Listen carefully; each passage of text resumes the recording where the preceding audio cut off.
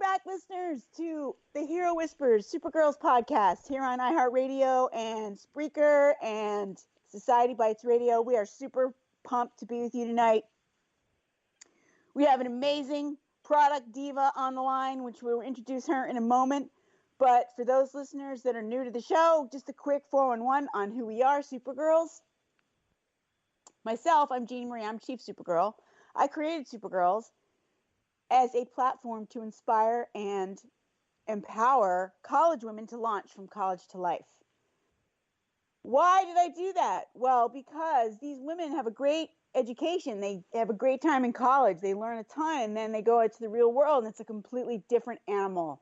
So there's like a disconnect. So I like to help them with tools to navigate the real world, like career clarity and networking skills and personal branding and financial management. So our podcast, The Hero Whispers, we get to talk to these women that are launching. Also, women that can be inspiring to these college women that is our main, audience. People like tonight's guest, Karen Chen, who has been a force out there in the real world since she graduated and can give them inspiration and some advice and maybe some tips about what they can think about doing when they launch. So, without further ado, let's meet Karen Chen. Karen, welcome to the show. Thanks, Jean. I'm so glad to have her. Actually, Karen and I met at NYU. She was a student of mine and a great student, a star student, if you will. And I loved her career, and I felt like she could be really inspiring and helpful to our listeners. So her bio reads this way. Karen Chen is currently a product manager working in a nonprofit that uses design to foster healthy and engaged communities. She started her career as a project and product manager at General Electric. After 5 years living in different cities with GE, she took a year off to attend theater school before working in various tech startups in New York City. In her free time, she enjoys rushing for Broadway shows and running half marathons. What a cool dichotomy you have going on there. Oh, thanks. For sure. I want to hear. So first of all, the fact that you worked for a huge company, General Electric, and now you work for startups, that is, I think, really something that our young women, they struggle with in terms of a decision. Like, okay, do I go work for a big company first? Is that the right way to do it? Startups are very appealing because there's so much, you get a lot more responsibility at a startup, but it's not as stable. So I wanted to kind of hear your take on that and what you think about the way you crafted your career. Yeah. So I would say I got lucky. I didn't plan on starting in corporate and then going to startups. My life just kind of happened that way. When I was really excited about GE because at the time, I found out about this rotational program that they had, a leadership rotational program in tech, where you're assigned to one of the GE P&Ls and you rotate every 6 to 8 months across the business itself, but within different departments. So for me, it was kind of you have your home company, but you also get to experience different jobs without the commitment of 2, 3, 4, 5 years. And it really let me see how different parts of the business worked and also kind of the work that's associated with those departments. So that's what drew me initially to GE, that kind of excitement of changing roles constantly and also moving around the country and experiencing different offices and living in different areas. When I left GE, part of it was to move closer to home because I was living out in the Midwest. My family's out in New Jersey.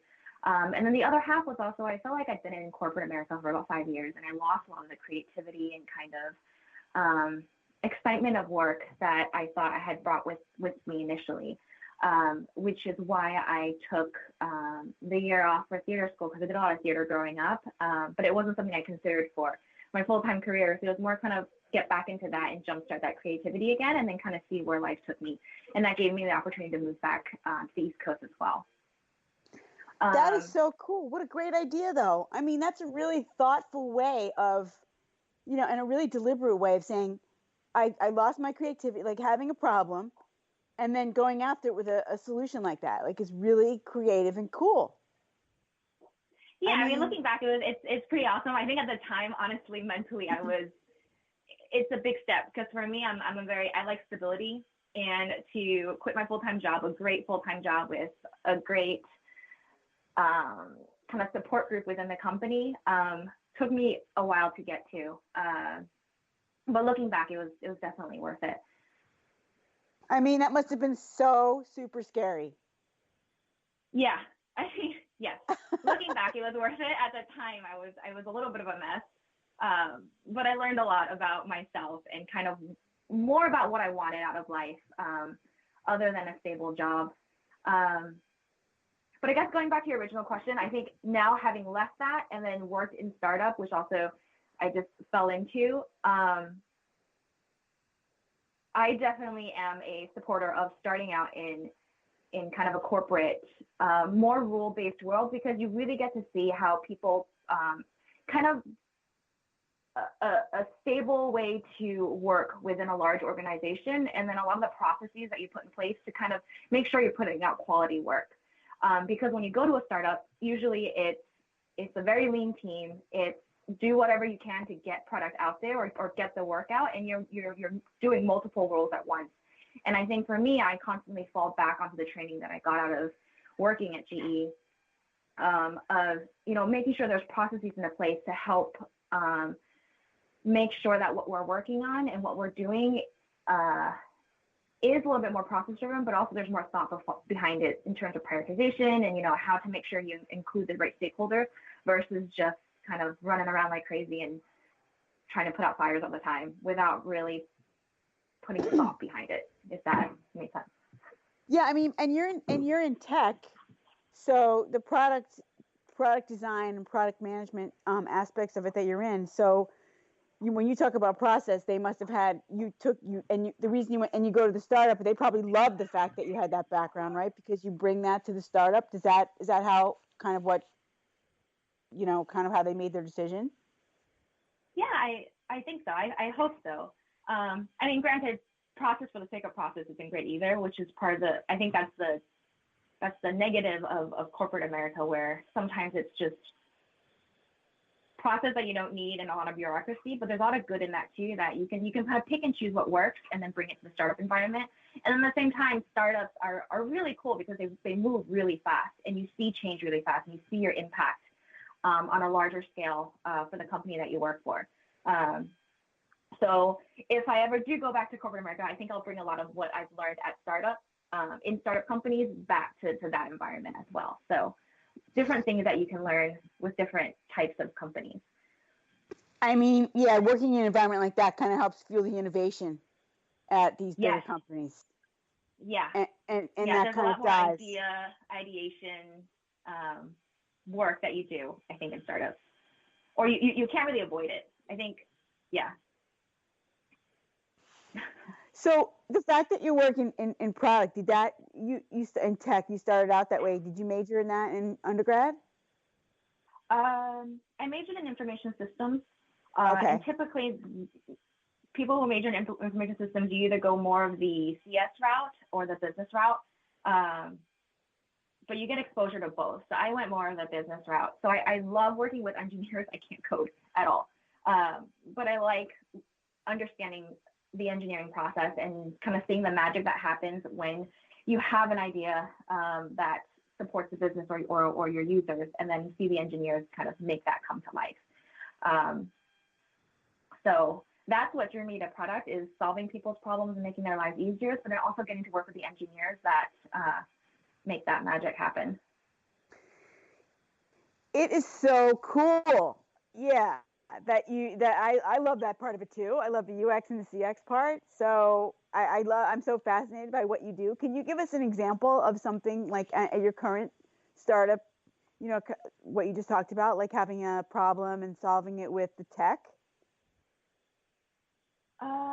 Yeah. Trying to think of one.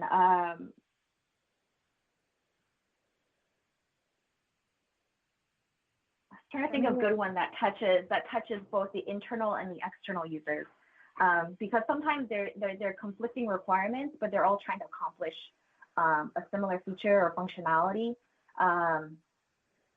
Do you think it's oh, sorry, go ahead. Oh no, go ahead. You had a question? No, I was going to say that you work in a nonprofit now.